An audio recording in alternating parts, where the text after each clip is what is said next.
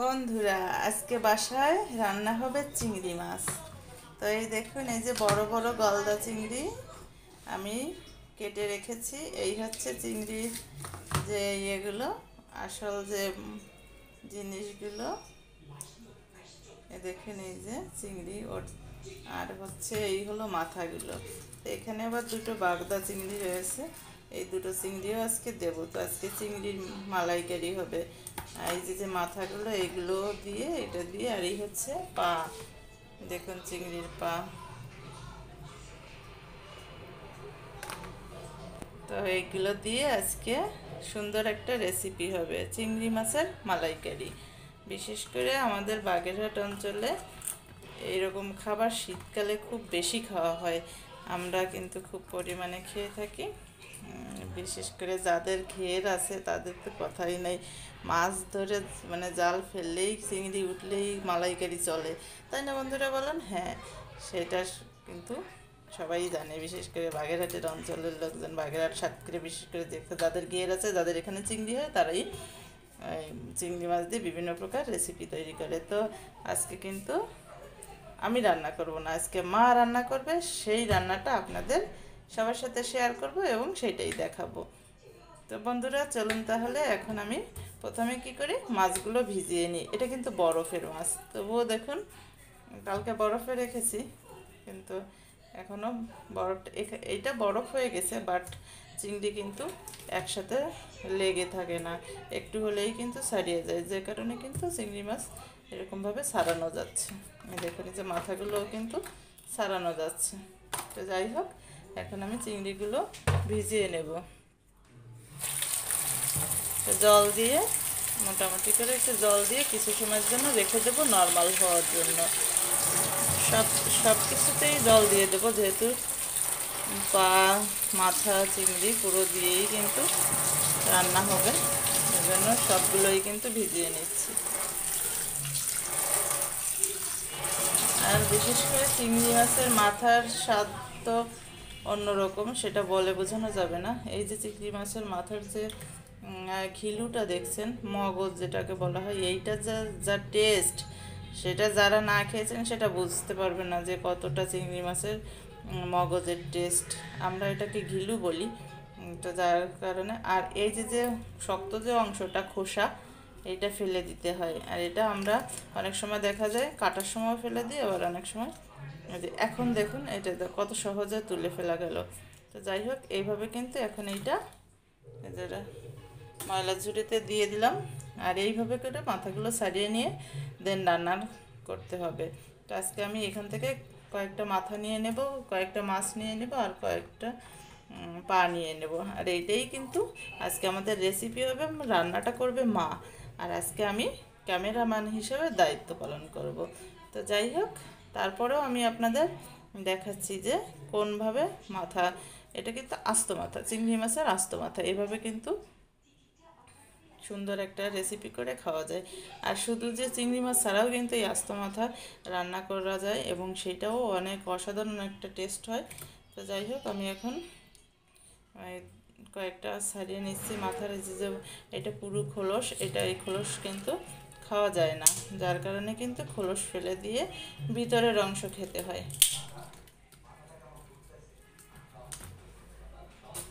তো এইখানে দেখুন, মগজ কিন্তু এই যে উপর থেকে দেখা যাচ্ছে, দেখছেন বন্ধুরা? এই যে হলুদ হলুদ, এই যে কিছুটা আবার অন্য কালার। যাই হোক, তো আমি এখান থেকে 5-6টা নিয়ে নেব। এখানে যে যতগুলো ছাড়ানো আছে এইগুলোতেই হয়ে যাবে। সাথে দিয়ে দেবো, এইটা কিন্তু বাগদা চিংড়ি, আর এই যে যে চিংড়ি, এইটা কিন্তু গলদা চিংড়ি। তো বাগেরহাট, বিশেষ করে এই দক্ষিণাঞ্চল কিন্তু এই মাছের জন্যই মানে খ্যাতি লাভ করছে, চিংড়ি মাছ এবং অন্য। এখন চিংড়ি সবজি সব কিছুই আমাদের ওইদিকে হয়। তো যাই হোক, এটা হচ্ছে গলদা চিংড়ি, আর এটা হচ্ছে বাগদা চিংড়ি। বন্ধুরা, যারা চিংড়ি চিনেন না কোনটা কোন চিংড়ি, তাদের জন্য কিন্তু এইটা হচ্ছে গলদা চিংড়ি, আর এটা হচ্ছে বাগদা চিংড়ি। আমি বারবার বললাম এই কারণে, যারা চিনেন না তাদের চেনানোর জন্য। তো যাই হোক, এখন ভিজিয়ে রাখছি, আমি 5 মিনিট পরে ফিরে আসব। তো এবার বন্ধুরা দেখুন, আমি যেগুলো রান্নার জন্য দিব সেটাই যে আলাদা করে প্লেটে রেখে দিলাম, আর এই যে বাকি যেগুলো এগুলো আবার আমি তুলে রাখবো ফ্রিজে। তো এখন দেখুন, এখানে আমি দিয়েছি 2টো বাগদা চিংড়ি, 4টা গলদা চিংড়ি, আর 5টা মাথা, গলদা চিংড়ির মাথা, আর হচ্ছে কিছু পা। আর এইগুলো দিয়েই কিন্তু আজকে রেসিপি হবে। তো আমি এখন এইগুলো এখানে রেখে এইগুলো তুলে রাখবো, ফ্রিজে তুলে রাখবো, কারণ ফ্রিজে না থাকলে এগুলো নষ্ট হয়ে যাবে।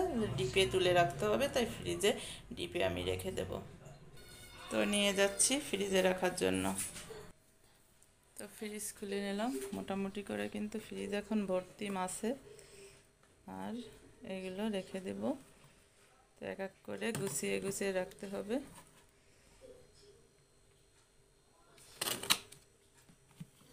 আসলে দেশ থেকে মাছ আসলে কার না ভালো লাগে, সবারই ভালো লাগে। তো বাড়ির মাছ বলে কথা।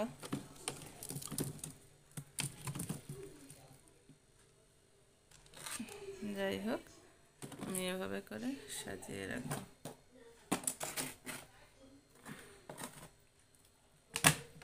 একটু সমস্যা হচ্ছে রাখতে,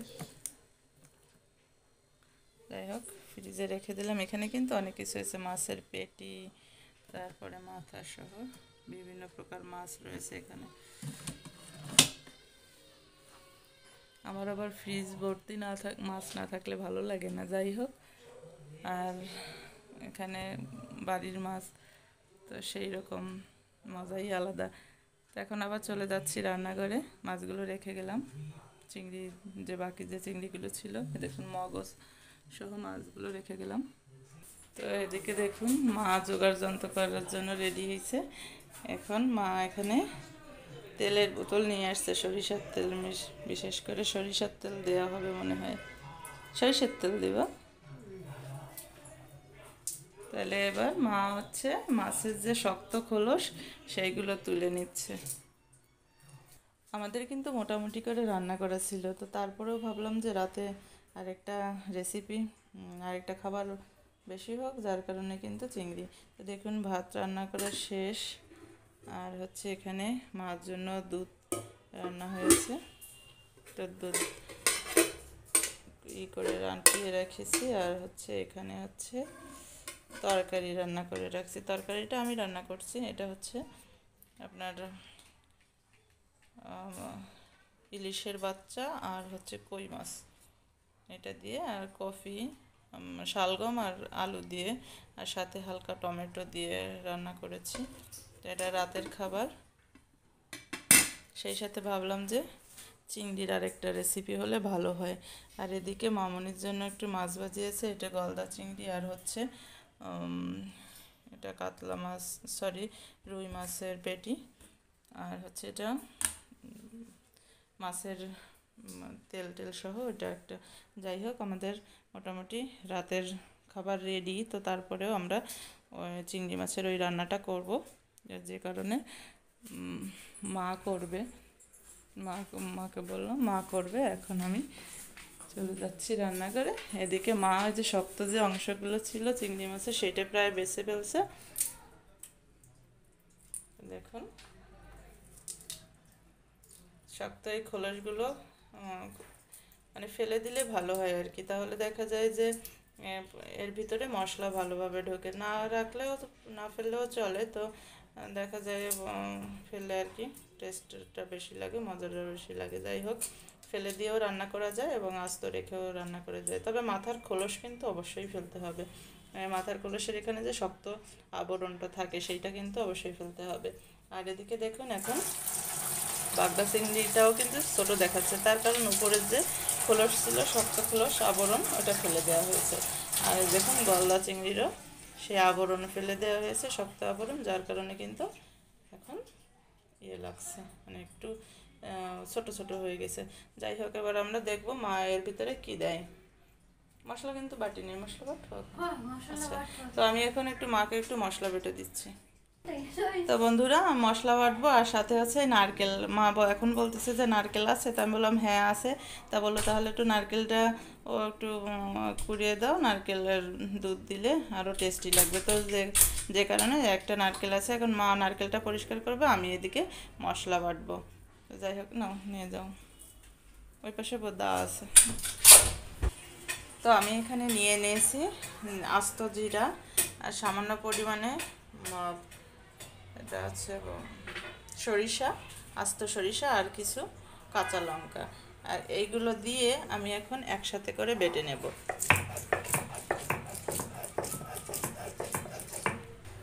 তো মায়ের নারকেল পরিষ্কার করা শেষ, এবার নারকেল ফাটিয়ে নেওয়া হচ্ছে। জল পড়ে গেল, হ্যাঁ যাই হোক নারকেলটা ফাটানো হয়ে গেছে। দেখুন অনেক পুষ্ট নারকেল।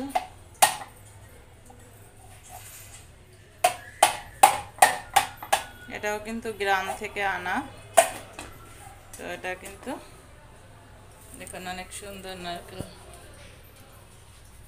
যাই হোক পুষ্ট না পুরো পুরো নারকেল। তো এবার আমি যেটা করব, আমার যে কাজটা করতেছিলাম তো সেটা করতে যাই, ভাবছি যে আগে এটা একটু দেখিয়ে নিই, যার কারণে তো আমি এখন মশলা বেটে নিচ্ছি। যদিও মশলা বাটা আমার প্রায় শেষের পথে, আর তারপরেও আরও 2 বাটা দিতে হবে, তাহলে ফিনিশিংটা ভালো হবে। মশলা ঠিকমতো বাটা না হলে অনেক সময় দেখা যায় রান্নায় ছাকা ছাকা থেকে যায়, খেতে একটু অস্বস্তি লাগে। তো যাই হোক আমি মশলা ভালো করে বেটে নিচ্ছি। তো দেখুন মশলা বাটা শেষ, এবার আমি এদিকে এগুলো রাখা রয়েছে। এবার মা একটু নারকেল কুড়াচ্ছে, এবার মায়ের নারকেল কুড়ানোতে আমি হেল্প করবো। তুমি ওঠো, আমি কুড়াই দিই, তুমি অন্য কাজ করো। তো নারকেলগুলো কুড়িয়ে দিচ্ছি। তো নারকেল কোরানো শেষ, এবার আমি কোরানিটা দিয়ে নারকেলগুলো তুলে নেবো আর এগুলো রেখে দেব। তো দেখুন মা বাটা মশলাগুলো এর ভিতরে দিয়ে দিল, আর এদিকে আমি নারকেল কুড়া হাতে নিয়ে দাঁড়িয়ে আছি। যাই হোক এটা রেখে দেবো, এটা একটু গরম জল দিয়ে দুধ বের করে নেব। আর মা মশলাগুলো দিয়ে দিচ্ছে এক এক করে। তো এবার যেটা করব সেটা হচ্ছে চুলার জাল ধরে দেবো ওদিকে নারকেলের দুধ বের করার জন্য। এবার এভাবেই বসিয়ে দিলাম, কারণ বেশি গরম লাগবে না, হালকা গরমেই দিয়ে দিলাম। দিয়ে দিলাম, তো জল দিয়ে দিলাম দুধ বের করার জন্য। কোনো রকমে একটু গরম হলেই দুধটা যাতে এইভাবে বের করা যায় তার জন্য।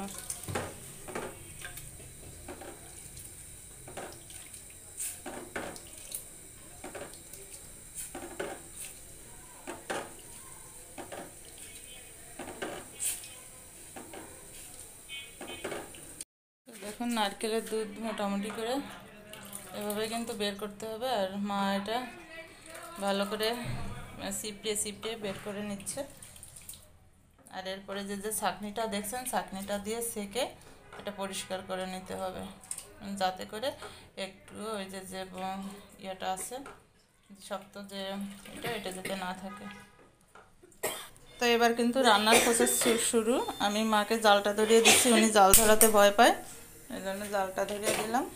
এবার মা করবে, কড়াইটা গরম হওয়ার জন্য অপেক্ষা করতে হবে।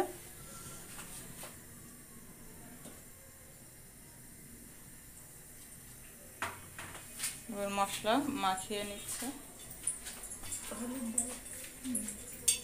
তো এদিকে কড়াই গরম হচ্ছে আর এদিকে মা মশলা মাখিয়ে নিচ্ছে। প্রথমে আমার সেই বাটা মশলাগুলো দিল।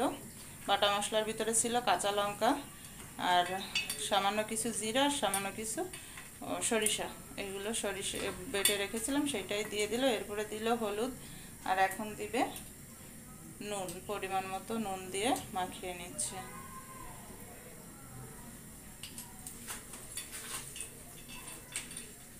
আর এদিকে কিন্তু কড়াইটা কিন্তু গরম হচ্ছে। আমি আঁচটা একটু কমিয়ে দেবো, যেহেতু মশলা মাখানো হয়নি এখনও আছে, তার জন্য আঁচটা একটু কমিয়ে দিচ্ছি। আর এবার মা দিয়ে দিচ্ছে সরিষার তেল, ফ্রেশ খাঁটি সরিষার তেল। আমরা রাঁধুনি সুরেশ এগুলো সবগুলোই ব্যবহার করি। সরিষার তেল মোটামুটি ভালো এগুলো। তো দেখুন, সরি এটা হচ্ছে মদিনা, যাই হোক সুরেশ মদিনা সবগুলোই কিন্তু মোটামুটি ভালো মানের।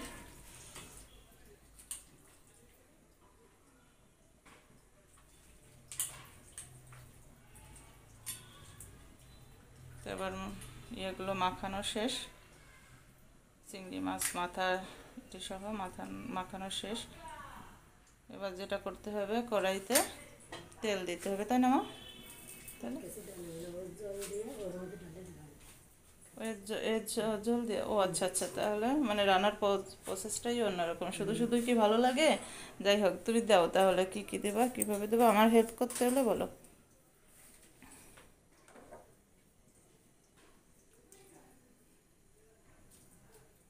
বন্ধুরা, আমি কিন্তু এইভাবে এখনও, মা আগে রান্না করছে কিন্তু আমি শুধু খেয়েছি, দেখি নাই। কিন্তু আজকে কিন্তু পুরো রান্নাটা দেখছি যে কীভাবে মা এত সুন্দর করে চিংড়ি রান্না করে, চিংড়ির মালাইকারি এটা।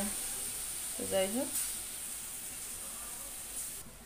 তো আমাকে একটু হেল্প করতে হচ্ছে ছাঁকনিটা ধরার জন্য। আর ওদিকে মা দুধ বের করে কড়াইতে দিচ্ছে, নারকেলের দুধ। আসলে দেখুন, দেখতে কিন্তু অরিজিনাল গরুর দুধের মতোই মনে হচ্ছে নিচের অংশটুকু। কেউ বুঝবেই না যে এটা গরুর দুধ না। দুধ থেকে বোঝার কোনো কিন্তু উপায় নেই এটা যে নারকেলের দুধ, এটা দুধ থেকে বোঝার কোনো উপায় নেই।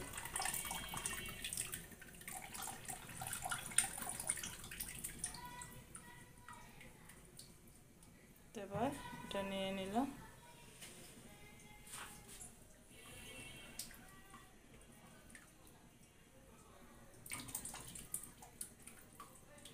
এবার এটাকে হালকা কিছু সময় জাল দিতে হবে। মোটামুটি আছে, জাল দিচ্ছি।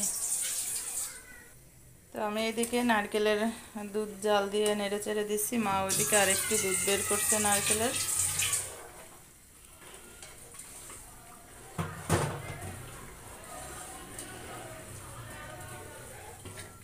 দেখুন, আর এই যে কিন্তু সেই মাখানো সেই চিংড়ির যে জিনিসগুলো, এগুলো কি দিয়ে দেবো এখন? ও যাই হোক, এটা এখন মা আমাকে বলছে দিয়ে দিতে, আমি এগুলো দিয়ে দিচ্ছি।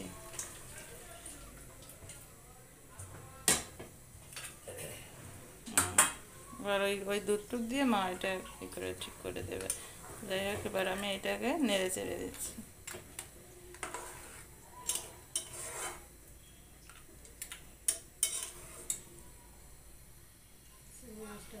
তো কাঁচা অবস্থায় চিংড়ি দেখতে কিন্তু একরকম, আর রান্না করা অবস্থায় চিংড়ি দেখতে কিন্তু অন্যরকম হয়ে যায়। দেখুন, অনেকটা কিন্তু দেখুন ছেড়ে দেওয়ার সাথে সাথে অনেকটা লাল লাল হয়ে আসছে কালার। আর এটা কিন্তু অধিকাংশই লাল কালার হয়ে যাবে, সব লাল কালার হয়ে যাবে। তো বললাম না বন্ধুরা, কাঁচা অবস্থায় দেখুন একটা সাদাটে ভাব, আর রান্না করার পরে চিংড়ি লাল হয়ে যায়। দেখুন আস্তে আস্তে করে কিন্তু সবগুলো হয়ে আসছে। আর দেখুন ঝোলের কালারটাও অন্যরকম হচ্ছে। আসলে এই রকম রান্নার টেস্ট শুধুমাত্র বরিশাল, আমাদের দক্ষিণ অঞ্চলে, বিশেষ করে খুলনা, বাগেরহাট, সাতক্ষীরা, যশোর এই অঞ্চল এবং বরিশালের অঞ্চল এই রান্নায় বিশেষ পটু। আর এইদিকে এই রান্নার দিক থেকে বরিশাল কিন্তু ফার্স্ট, কারণ এই রান্নাগুলো ওইদিকেই বেশি করে নারকেল দিয়ে নারকেলের রান্নায় নারকেলের ব্যবহার আমরাও শিখেছি বরিশালের দিক থেকে। তো যাই হোক, আমাদের অঞ্চলে কিন্তু বিশেষ করে নারকেলের চিংড়ি হলে, চিংড়ি, আমড়া এগুলো হলে কিন্তু নারকেলের দুধ ব্যবহার করা হয়। হাঁসের মাংস এগুলো হলে নারকেলের দুধ ব্যবহার করা হয়। আজকে সেই মাপে মাও কিন্তু নারকেলের দুধ দিয়ে চিংড়ি মাছের মালাইকারি তৈরি করছে। তো আমি একটু মাকে হেল্প করছি জাস্ট আর কি, রান্নাটা কিন্তু মায়েরই। আর আমি কিন্তু এইভাবে আমি চিংড়ি মাছের মালাইকারি খেয়েছি, কিন্তু মা যে এইভাবে রান্না করে আমি আগে দেখিনি এত সুন্দর করে। আগে দুধটা বের করে জাল দিয়ে দেন, তারপরে মাছগুলো দিয়ে দিয়ে, তো এটা একটা সুন্দর একটা রেসিপিটা আমি আগে দেখিনি। যাই হোক, নতুন রেসিপি আমার জন্য আর আপনাদের জন্য। আর আশা করি খেতেও অনেক টেস্ট লাগবে। যদি আপনারা চান এভাবে রেসিপিটা দেখে দেখে বাসায় তৈরি করে নিতে পারেন। তো দেখেন কত সুন্দর একটা কালার আসছে, একটু তেল চেটচেটে ভাব, অনেকটা তেল উঠছে বাদা। দেখুন আমি একটু আপনাদের দেখানোর চেষ্টা করছি, যে দেখুন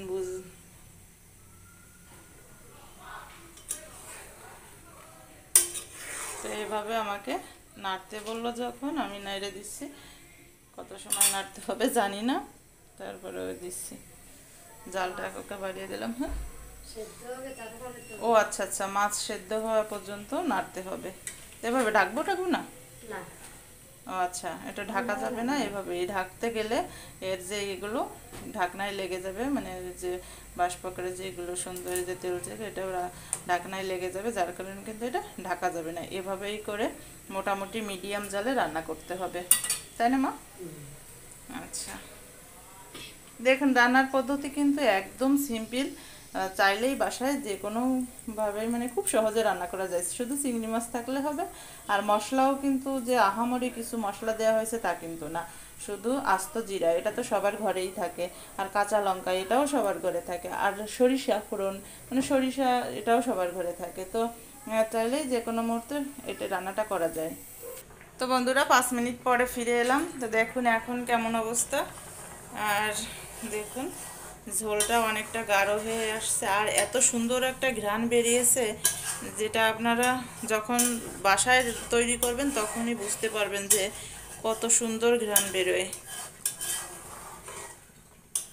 আর দেখুন এই যে চিংড়িগুলো এখন লাল লাল হয়ে গেছে কিন্তু। আর এখন কিন্তু রান্নাটা কিন্তু শেষের পথে, তার কারণ হচ্ছে এখন শুধুমাত্র চেখে দেখতে হবে যে লবণ হলুদে, মানে লবণে ঠিক আছে কিনা, ঝালে ঠিক আছে কিনা, আর কতটুকু ঝোল রাখতে হবে, দেন ততটুকু পর্যন্ত জাল দিতে হবে। তো রেসিপি কিন্তু সাদামাটা রেসিপি, এবং চিংড়ি মাছের এত সুন্দর মালাইকারি। তো এইভাবে আপনারা মালাইকারি অনেকে অনেকভাবে রান্না করে খেয়ে থাকবেন, কিন্তু এইভাবে আজকে যে রেসিপি দেখাচ্ছি এইভাবে মনে হয় নতুন। তো চাইলে আপনারাও বাসায় তৈরি করে নিতে পারেন চিংড়ি মাছের মালাইকারি। তো আমি এখন ঝোলটা একটু চেখে দেখব যে ঝাল এবং নুনে ঠিক আছে কিনা। তো এবার কিন্তু হয়ে গেছে, এখন মালাইকারিটা নামিয়ে নেব। তো দেখুন এইটুকু ঝোল রান্না রেখেছি, আমার এইটুকু দরকার, এই জন্য। তো বন্ধুরা রেসিপিটি কেমন লাগলো অবশ্যই কিন্তু কমেন্টসের মাধ্যমে জানাবেন। আর যারা চ্যানেলে নতুন, চ্যানেলটি সাবস্ক্রাইব করে বেল আইকনটি বাজিয়ে দেবেন। তো যাই হোক, চুলার জালটা নিভিয়ে দিলাম, এবার আমি তরকারি নামিয়ে নিচ্ছি। এটা হলো চিংড়ি মাছের মালাইকারি। আর চিংড়ি মাছের পুরো অংশ দিয়েই কিন্তু মালাইকারি তৈরি করলাম। অনেকে আছে যে চিংড়ির এই যে মূল যে মাংসটুকু সেইটুকু দিয়ে করে, আর আমি কিন্তু মাথা, মাংস, পা সবগুলো দিয়েই কিন্তু করেছি। এটা কিন্তু টেস্টটা অন্যরকম, আর রান্নার প্রসেসটাও তো দেখালাম অন্যরকম। তো বন্ধুরা আজ এ পর্যন্ত, আবারও কথা হবে অন্য কোনো ভিডিও নিয়ে। তত সময় ভালো থাকবেন। ধন্যবাদ সকলকে।